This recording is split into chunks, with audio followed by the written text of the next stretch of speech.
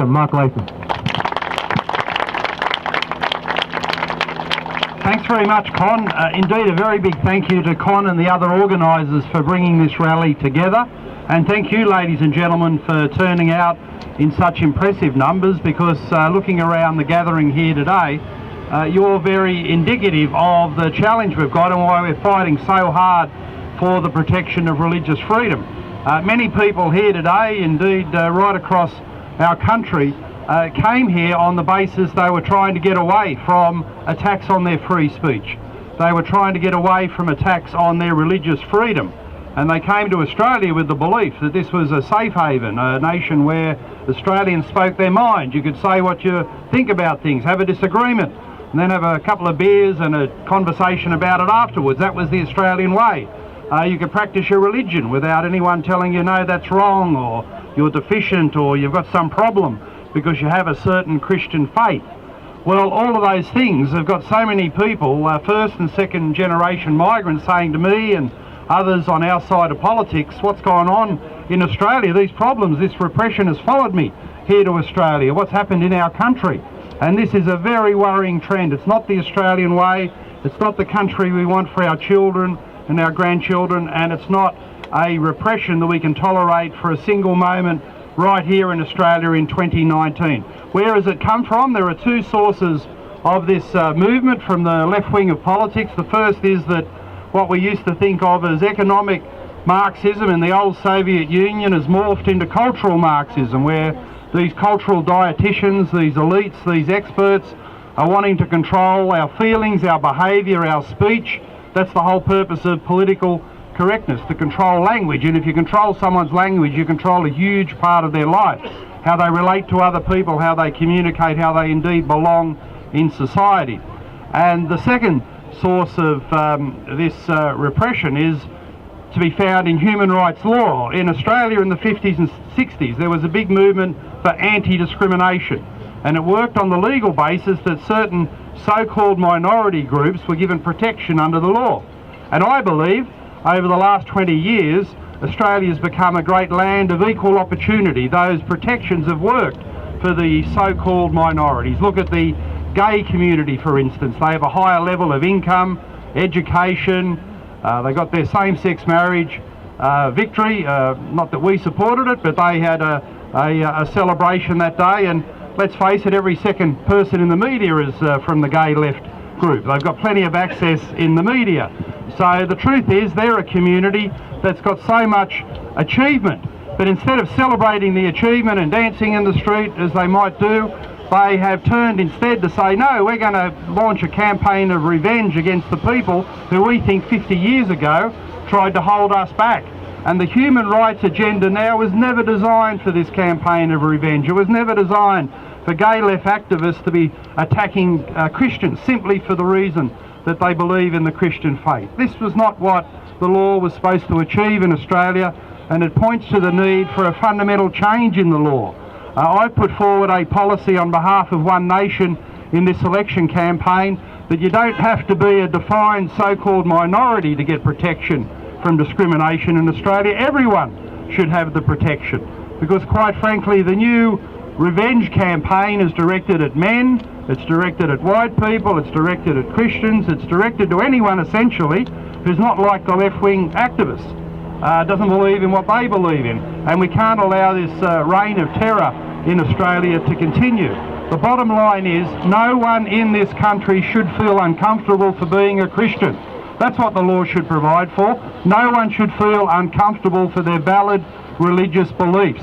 And there's three things that need to be done. We need to protect freedom of speech, someone like Israel Folau. We need to ensure there's no discrimination against anyone because of their Christian faith, similar to what they've tried and indeed what they did to Margaret Court in Western Australia.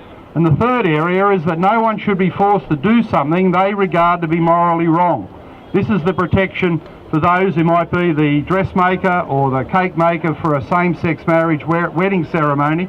We've got the terrible situation in New South Wales now under anti-discrimination law that if they refuse to participate, they can be prosecuted in New South Wales. Well, that shouldn't be happening. If government has the power to make people do things they regard as morally wrong, we move one step closer to a police state. a police state, the sort of countries that many people were trying to escape from, to come to freedom in Australia. We've got to restore freedom through legislative changes for free speech and protection of religious freedom. Absolutely essential, and we need to fight for that, get people in the Parliament, people like myself and Greg, who will implement those laws in the next New South Wales Parliament so nobody is prosecuted for doing something that they believe to be morally wrong. The other thing we need to do, I see the signs about stop brainwashing our children, 100% correct, 100% correct. One of the reasons I'm running for Parliament is my youngest son came home one day from my old school, Hurlston, and said, we're studying safe schools. And I said, well, what's that about? And I went and looked at the curriculum, and I read the background reading materials, and I couldn't believe what I was reading, because it wasn't about bullying. It was about a political campaign to make young people feel bad about themselves and rise up politically. It was a campaign to say you can be a boy one day, a girl the next, and a boy the next day. You can wear trousers one day, a dress one day, and then back to the trousers. Now, they talk about mental health for young people. If you want to make a young person mentally ill, confuse them about their gender at age 8 or 10 or 12 or 14. This is an evil campaign to try and use young people, confusing them about their identity, who they are, their sexuality, their gender, to try and make them become more political and rise up in society. And technically, safe schools has been defunded in New South Wales, but this gender fluidity stuff in the education system is elsewhere. It's in the health curriculum, it's even in the English curriculum, it's in personal development, it's in the storybooks, the library books in schools for children as young as 6 and 7. You couldn't have thought this was possible in Australia, that this would be happening. So all of that needs to be expunged from the education curriculum. And the other thing we need to do is to end what we call transgender self-identification. That's where a young person can turn up at school and say, I was a girl yesterday, but I'm a boy today. And the school is supposed to say, oh, okay, that's your decision, we all respect that. They should require medical evidence, specialist medical proof to say that this is the case. So it doesn't become a political campaign, a fad, where you've got schools having to give special treatment to young people who in fact haven't changed their gender, they've just swallowed the political propaganda and got confused about where they're headed.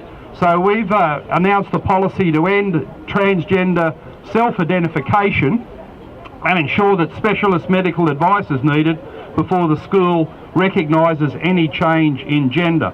And in fact, you know, the amount of public stuff out there in the media and so forth about transgender is remarkable. The statistical truth is that Australia 3 years ago, when we had the census, there were 1,300 people who identified as transgender. But to listen to the left-wing media, you'd think there were 13 million. The amount of coverage this issue gets, it's plainly off the radar. So look, we need to bring it all back into proportion. And at the bottom line, what we're doing here, no matter if you're born in Australia or came from another country, what we're doing here is fighting for our Western civilisational values, for our Australian values, for the aspiration you and all your families had, that this would be a land of freedom, that this would be a country of equal opportunity. It's moved in a direction that I regard as very much un-Australian. We need to move it back to the Australian mainstream with some important law changes. You can only do that by changing the people in the Parliament. Change them in a fortnight's time at the state election, and then in May change them again at a federal level. And one bloke you should be changing is this Chris Bowen, who from the Labor Party has got no interest and commitment to any kind of freedom. He's one of the Labor Party people who's thought, oh, all these ethnic groups, they'll vote Labor, we'll just use them up and sack them into the branches and they'll just be cannon fodder for our politics. The truth is, you need to represent the community. If the community didn't want same-sex marriage, that's how he should have voted in the Parliament. If the community wants freedom of religion, that's how he should vote in the Parliament. If the community wants to stop the brainwashing of our children, that's what he should be doing in the Parliament. He's not your representative if he's not listening to the people and acting on their wishes. So let's change the people in the Parliament, and on both sides, you know, you look at that Ruddock review, Greg mentioned it earlier on, that the same-sex marriage legislation was hopelessly deficient because it had no protection of religious freedom. Then they have the Ruddock review, and out of it, what do we get? Not a debate and implementation of religious freedom, another debate about the extension of gay rights in schools. I don't know why schools have got anything to do with sexuality. Oh, you don't bring your sexuality to school, bring your brain and learn. Bring your brain and learn. That's what you do at school. So this is a big turning point in our nation's history and our state's history. We need to get back to Australian values of freedom and equality of opportunity.